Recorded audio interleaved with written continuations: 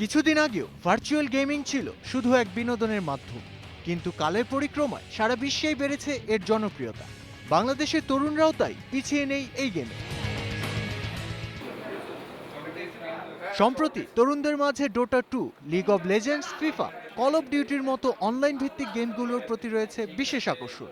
নিজের ঘরে কিংবা গেম জোনে বসে অনলাইনের মাধ্যমে খেলছে বিভিন্ন দেশের প্রতিযোগীদের সঙ্গে এবং অংশ নিচ্ছে আন্তর্জাতিক প্রতিযোগিতায়। ওয়ার্ল্ডে যেসব গেমগুলো আছে বাংলাদেশে সেগুলোই খেলা হয়, লাইক ডটা, লল, দেন সিএসগো, দেন ফিফা, এগুলো সব দেশেই খেলা হয়, আমাদের দেশে এগুলো খেলা হয়। সো এগুলোর জন্য সব দেশেই ইন্টারন্যাশনালি একটা টুর্নামেন্ট ক্রিয়েট করা হয়। বাইরে সিঙ্গাপুরে যাওয়ার এটা অনুভূতিটা আসলে অনেক ভালো, এই কারণেই অনেক ভালো লাগছে আর কি। এটা অ্যাকচুয়ালি একটা টুর্নামেন্ট হচ্ছে ওখানে আমি পার্টিসিপেট করবো, বাংলাদেশে রিপ্রেজেন্ট করবো। তরুণরা যখন ঝুঁকছে কম্পিউটার গেমিংয়ে, তখন দেশীয় প্রযুক্তির অপর্যাপ্ততা, পর্যবেক্ষণ ও পৃষ্ঠপোষকতার অভাবে আড়ালেই থেকে যাচ্ছে মেধাবীরা।